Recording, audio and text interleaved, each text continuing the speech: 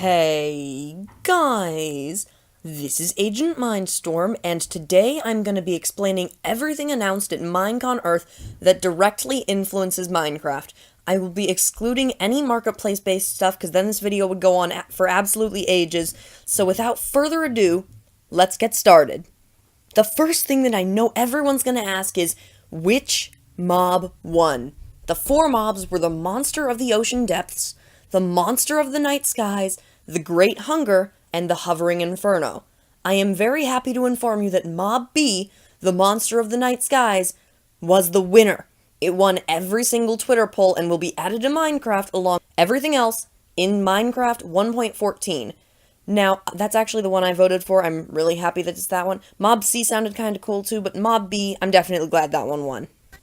Next, let's talk about the Super Duper Graphics Pack. It was originally scheduled for fall 2017, and originally at E3, that's when they announced it, and there was a new video, which is just about the strangest thing I've ever seen.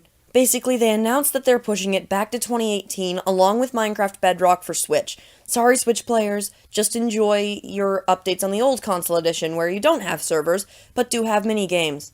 I envy you. Speaking of servers, Bedrock Edition is finally getting 2 new servers.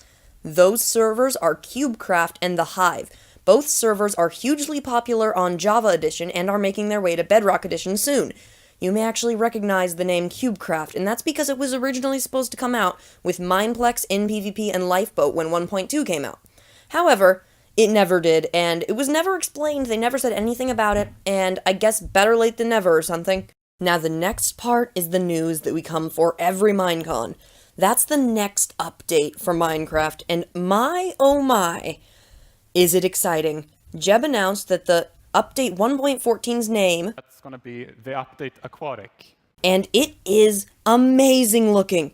It's what everyone has been begging for since 1.9. No, not combat changes, although there are some of those, but we'll talk about them later. But better oceans. There are magma blocks that create bubble columns that make your boat shake and form underwater ravines. There are coral reefs with coral slabs and blocks and animated kelp and fish mobs.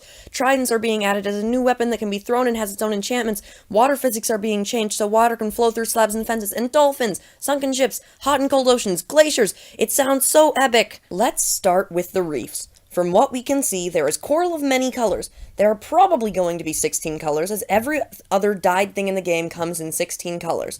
There are also coral slabs.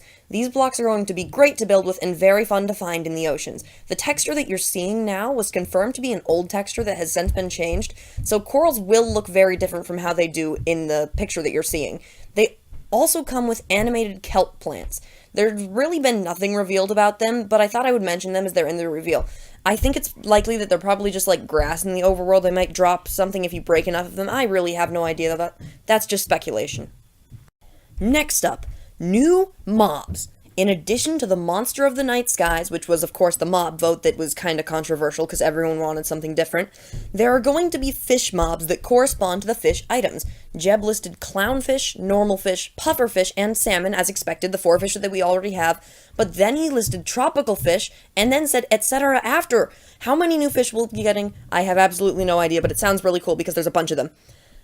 I said that really, really fast. Okay, but anyways, he also said that if you put a bucket and use it on water that a fish is in currently, the fish will be put in the bucket and then you can bring it and put it somewhere else and it'll come out with the water. That's actually sounds really unique. That's not like anything else in the game.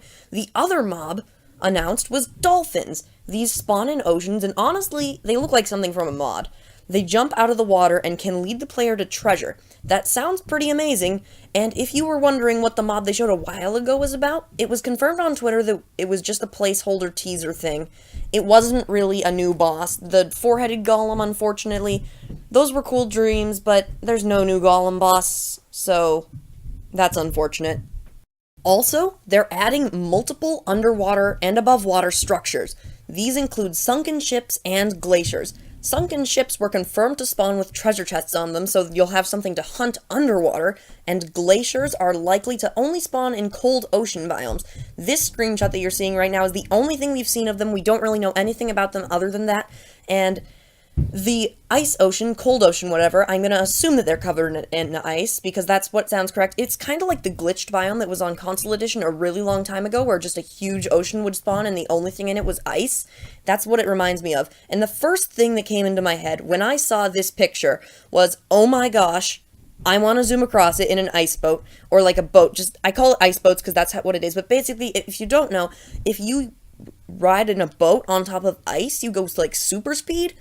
So that biome is ice boat heaven, basically.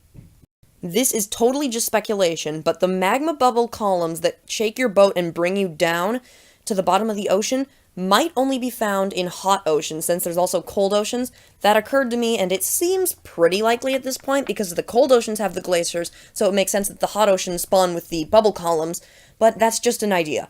One of the coolest things about the update Aquatic is that there are tridents. Tridents are a new weapon that are being added with all the underwater stuff. They can only be thrown and used underwater, but will also work on land if it's raining. Finally, rain can do something. It only took them like 5 years. They also have 4 enchantments that only work on them: Loyalty, Impaler, Riptide, and Slipstream Dash. At least those are the only ones that have been mentioned so far.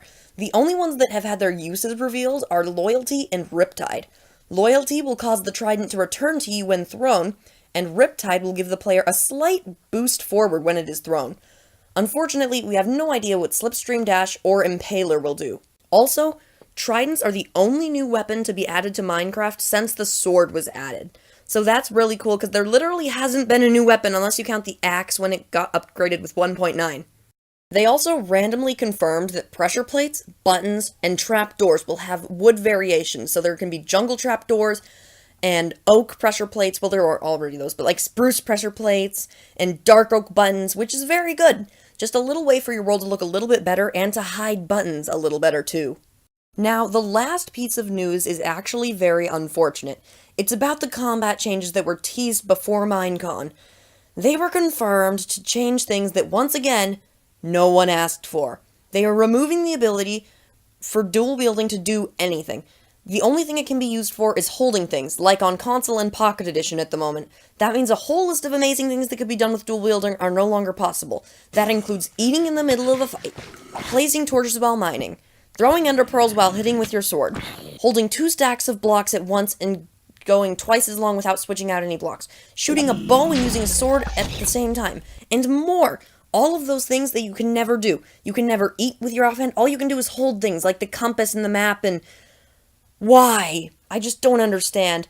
And then the worst part, however, is that they also changed the behavior of shields to not be able to use manually. You have to either walk backwards or sneak to raise your shield.